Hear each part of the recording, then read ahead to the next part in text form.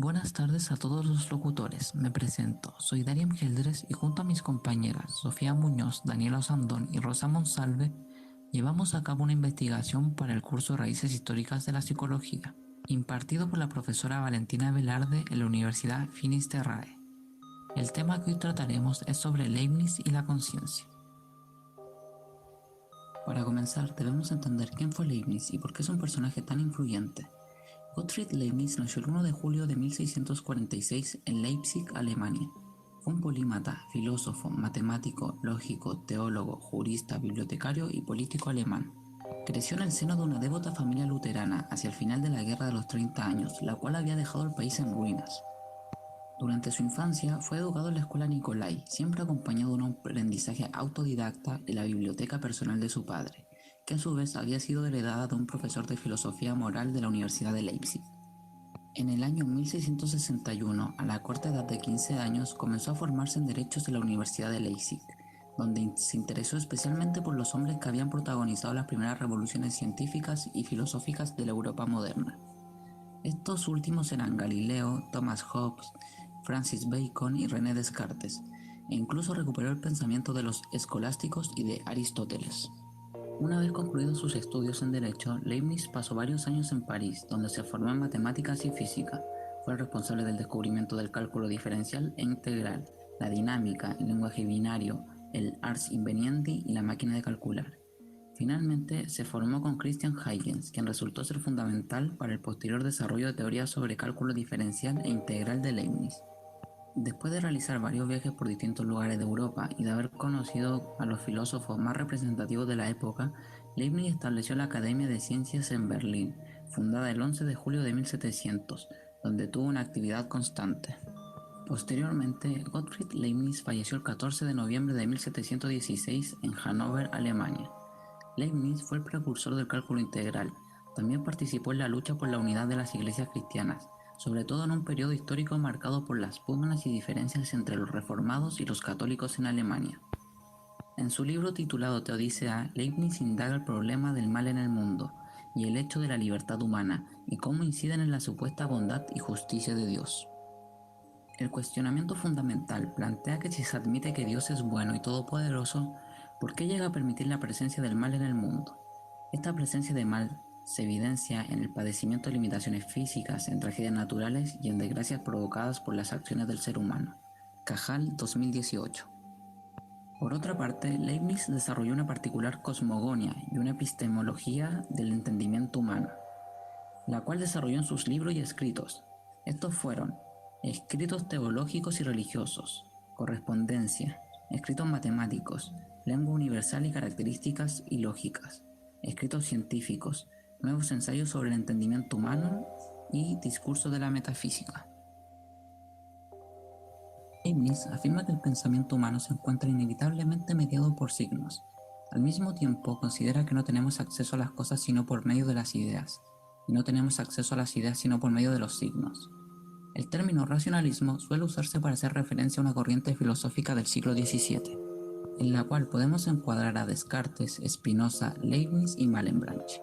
Es en este sentido cuando racionalismo aparece opuesto a empirismo, y donde mejor se caracteriza dicha oposición es en la teoría del conocimiento. El racionalismo se caracterizó por lo siguiente: sostenía que la razón y el pensamiento eran la fuente de todo conocimiento humano. Creían en el innatismo. Esto significa que en el espíritu humano existen ideas preconcebidas nacidas con él o puestas allí por Dios. Prefiere el uso de métodos lógicos deductivos para explicar el razonamiento empírico y confirmarlo cuando sea posible. Sus principales defensores provenían de Francia, Alemania y otros países de la Europa continental, opuestos al empirismo proveniente de Inglaterra. Los principales exponentes del racionalismo fueron el francés René Descartes, quien nació en 1596 y falleció en 1650, el holandés Baruch Spinoza, quien nació en 1652 y murió en 1677, y el alemán Gottfried Leibniz, quien nació en 1646 y falleció en 1716. La filosofía de Descartes amplía un problema antiguo de la filosofía, que es el problema de la relación alma-cuerpo, ahora traducido en el problema de la relación pensamiento y extensión. Spinoza y Leibniz pretenden, después de Descartes, dar solución a este problema. El hombre es una parte más de esa infinita y única naturaleza. Su criterio de acción es conocer y formar parte dinámica de ese inmenso proceso de producción interno de Dios. Spinoza unifica las tres sustancias cartesianas en una. Dios es naturaleza, es materia. Este Dios es la única materia y por tanto la única realidad. Posee innumerables propiedades, de las cuales nosotros, parte de él, solo conocemos dos, pensamiento y extensión. Asimismo, estas propiedades se dividen en infinitos modos: objeto, forma, idea. Todas estas propiedades y modos infinitos se encuentran en un orden geométrico perfecto y en un proceso dinámico de movimiento y producción. El hombre es otra parte de esta naturaleza infinita y única. Su criterio de actuación es conocer y ser parte activa de esa gran producción interior de Dios. Por otra parte, Leibniz multiplica la realidad en infinitas sustancias a las que llama monadas, perfectamente armonizadas entre sí y con el todo. Estas monadas son fuerzas inextensas, aunque en unión crean la extensión, impenetrables. Son al mismo tiempo almas que permitirán el conocimiento y átomos de la naturaleza que producen los cuerpos. Cada mónada refleja en sí el estudio y orden matemático y armónico de todo, armonía que ha sido preestablecida por una mónada perfecta y superior, la cual sería Dios. Por otro lado, Leibniz multiplica la realidad en infinitas sustancias, las cuales, como ya mencionamos, llaman monadas. Estas están en perfecta armonía entre sí y con el todo. También son fuerzas no extensibles, insuperables, pero también así los espíritus de la naturaleza que permitirán el conocimiento y los átomos de la naturaleza que producen los cuerpos. Cada mónada refleja en sí misma el orden matemático y armónico de todo. Armonía predeterminada por Dios, mónada perfecta y suprema. Pero al mismo tiempo, en la medida que una persona es un ser humano, lleva una apariencia externa reconocida por él y una conciencia de sí mismo en la que se conoce a sí mismo y su identidad. Con esto Leibniz rompe con la distinción lockeana entre persona y ser humano, y con la total conciencia de uno. La principal diferencia entre Locke y Leibniz es que para Locke la identidad personal puede darse sin identidad de sustancia, o según la definición de Locke, esta identidad aparente puede mantenerse sin una identidad real. Según Leibniz, tal posibilidad sería un milagro. Según el orden de las cosas, la identidad aparente, la identidad fenoménica, presupone una identidad esencial. Leibniz sostiene que aunque la identidad personal no se equipara con la de la esencia o alma presente, la primera depende de la segunda, mientras Locke defiende la distinción entre la identidad personal e identidad de sustancia. Leibniz sostiene que la identidad personal moralmente relevante solo puede mantenerse a través de la identidad metafísica del yo, como alma inmaterial. Si podemos considerar que la filosofía moderna, tanto como sus versiones empiristas como racionalistas, se caracterizan por un retorno al tema, también podemos concluir que la filosofía de Leibniz es la culminación de este proyecto. Este desarrollo culmina en la filosofía de Leibniz porque la sustitución de dos décimas partes de las sustancias cartesianas y una sustancia de Spinoza ocurre a través de la esencialización del individuo. De esta manera, en la monadología de Leibniz, la comprensión moderna del hombre alcanza la base adecuada.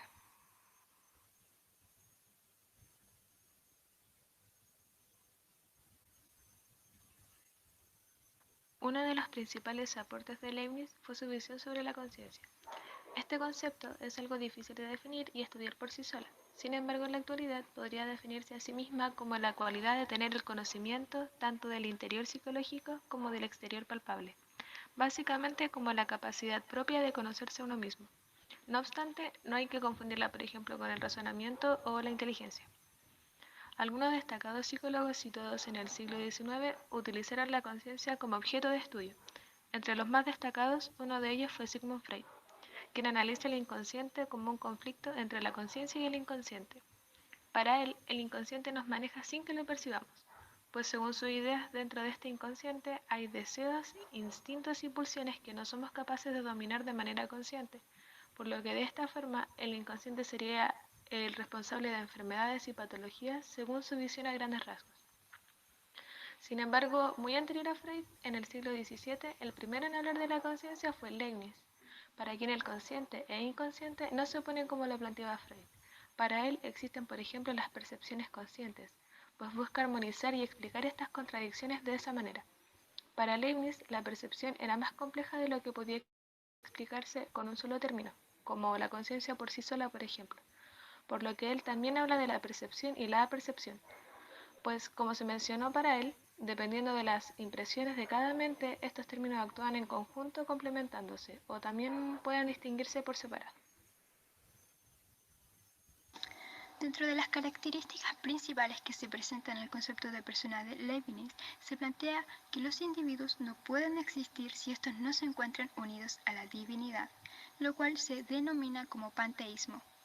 Pero también define al hombre como una mónada espiritual que ha tomado a su servicio un grupo de mónadas corporales, el cual se basa en la armonía preestablecida y no por influjo del alma en el cuerpo ni el cuerpo en el alma, ya que el alma sigue sus propias leyes y el cuerpo las suyas, y se encuentran en virtud de la armonía preestablecida entre todas las sustancias, puesto que todos son representaciones de un mismo universo. Además, Leibniz reivindica la dimensión sustancialista postergada sin renunciar a la dimensión consciente, llevando a cabo una síntesis entre la sustancialidad y la conciencia en el mismo nivel singular propio de la persona.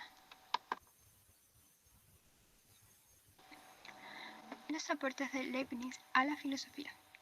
Dentro del campo de la filosofía, Leibniz se destacó por sus aportes, ideas y pensamientos en donde se destacaron dentro de su teoría epistemológica los siguientes conceptos. Las ideas de las nociones. Todo está relacionado. Las mónadas, las verdades de razón y verdades de hecho, que explicaremos desde el análisis de Arturo Torres, psicólogo español. Y finalmente, la percepción y apercepción. Las ideas de las nociones.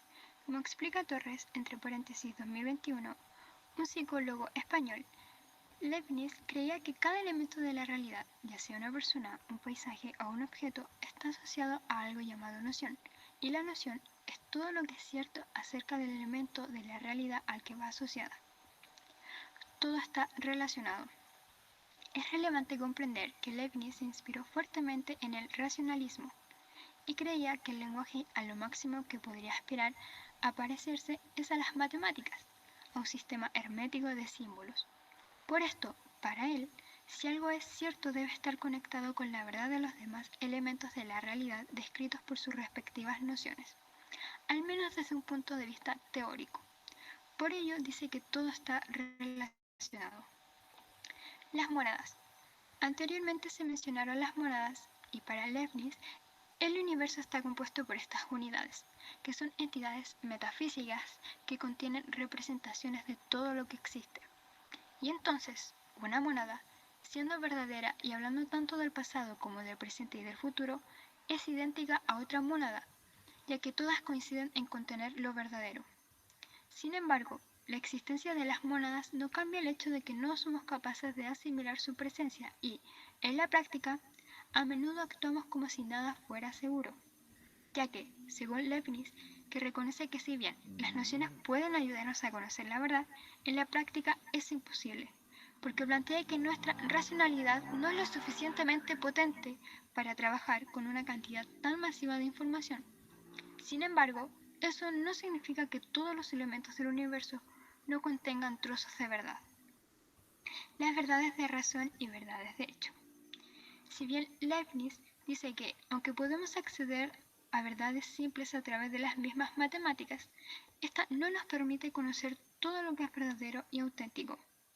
Y simplemente nos encontramos ahí, con un fragmento de realidad de que la suma de 1 y 1 es 2. Por eso, en la teoría de Leibniz se hace una distinción entre las verdades de la razón y los hechos, siendo este último el mal menor necesario para poder trabajar con certezas relativas sobre lo que nos sucede, siendo la única entidad que tiene pleno acceso a las verdades de la razón. Según Leibniz, sería el Dios cristiano. Finalmente, Leibniz nos plantea la percepción y apercepción, siendo este último un tipo de conciencia que nos permite recibir impresiones a través de las sensaciones, entre paréntesis, sensibilidad, y en este sentido, como nos explica Casales, se concibe como un tipo de conciencia fenoménica que nos permite dar cuenta, al menos de forma confusa, de aquellas impresiones recibidas a través de los órganos sensoriales. En cambio, la percepción es otro concepto de sensación, sin embargo, menos compleja que la apercepción, pues la percepción se refiere más a actos reflexivos. Ambos aspectos para Leibniz en conjunto con la conciencia, la cual ya es un término más complejo que los dos anteriores por separado.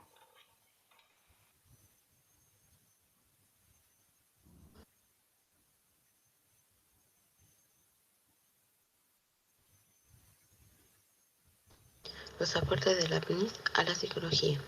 Leibniz escribió sobre temas actualmente considerados como las áreas de la psicología: atención y conciencia, memoria, aprendizaje, asociación, motivación, acción de combate, individual emergente, motivación general de desarrollo, evolución, entre otros campos. Leibniz hace una relación entre la filosofía y la psicología, como declara Cabañas, paréntesis 2013, fue el primer filósofo en lanzar el tema del fondo inconsciente del alma. El rigor en el pensar la vida psíquica le llevó a asociar la percepción de la conciencia, rompiendo con la tradición filosófica, carente de la vida de una vida psíquica inconsciente, introduciendo dicha noción en su teoría del conocimiento. Hay pues una psicología en Leibniz en la que desarrolla una pionera teoría del inconsciente, posteriormente muy ligada a la tradición del romanticismo alemán. El tema del inconsciente contaba, por tanto, ya antes de Freud, con una importante tradición teórica. Sin embargo, la concepción del inconsciente leibniziana no tiene absolutamente nada que ver con Freud. Lo nuevo en el creador del psicoanálisis es que concibe el inconsciente en una relación conflictiva con la conciencia, como una fuerza contra ella. Si bien el método que sugiere Leibniz es completamente diferente, se basa en analogías estructurales y métodos de conexión para resolver las contradicciones. La estrategia empleada en su madura metafísica es la armonización y la subordinación de la experiencia. En la teoría, la interacción entre la razón y el sentimiento. La epistemología de Leibniz considera el espíritu y la materia como el final de una constante, ya que se combina la experiencia sensible y la razón, con lo que Kant eventualmente se unirá a su división de las cosas en sí y la apariencia. Para Leibniz no hay diferencia fundamental entre la percepción natural y el conocimiento intelectual, ya que llegan a tener las mismas características bases. Lo conocido entre el conocimiento empírico y el racional llega a su fin, ya que no conlleva un límite fijo. Los factores fundamentales para el descubrimiento del conocimiento sensorial fueron la epistemología y la lógica obsesiana de Leibniz. Para Leibniz, el sentido de conocer lo obtuvo por el concepto de sentir, de tener percepción y sentimiento. Por tanto, la percepción sensorial se incluye en el proceso de conocimiento. Los pensamientos siempre van acompañados de sensaciones y sentimientos. Leibniz ha desarrollado una visión muy completa del tema del conocimiento. Concierne en todas las funciones, imaginación y razón de la mente humana, a diferencia de Kant, que instituyó una discontinuidad, una ruptura radical entre la sensibilidad y la razón. Buscó intelectualizar la experiencia y establecer una distinción gradual e insignificante entre razón y razonar, pensar y percibir. Según la epistemología de la leibniziana, es la combinación entre la experiencia racional y la razón, combinando la mente con la materia, dos polos constantes. Con esto llegó a ponerse de acuerdo sobre lo que Kant dividía posteriormente sobre la cosa en sí y la forma externa. La estricta distinción entre el conocimiento empírico y racional desaparece, no tiene límite fijo, por tanto la percepción sensorial está incluida en el proceso cognitivo. Si estuviéramos privados de la experiencia sensorial, el punto de partida de todo conocimiento, no podríamos desarrollar un pensamiento.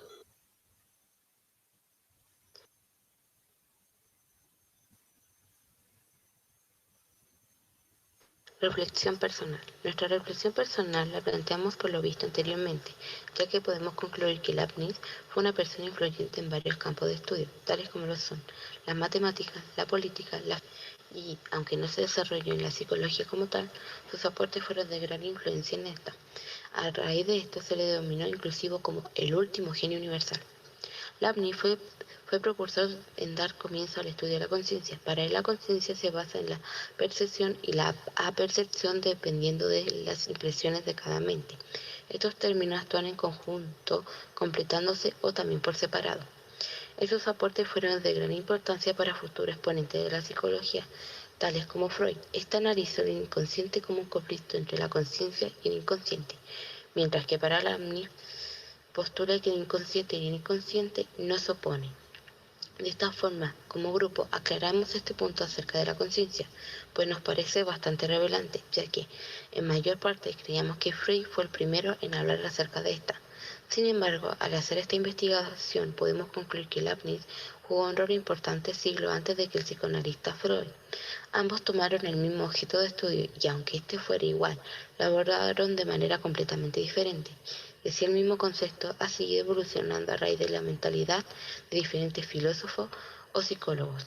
Por último, gracias a esta investigación podemos afirmar que mucho antes de que existiera un estudio exhaustivo de la psicología, así como Leibniz, muchos filósofos dieron inicio a temas que son tratados hasta la actualidad, que en nuestro caso lo más revelante es la conciencia y en sus aportes siguientes siendo trascendentales hasta el día de hoy, pues así el estudio de la conducta humana y los procesos mentales en la actualidad ha sido más acertado y completo, ya que gracias a ello el desarrollo de las ideas ha evolucionado hasta lo que hoy conocemos.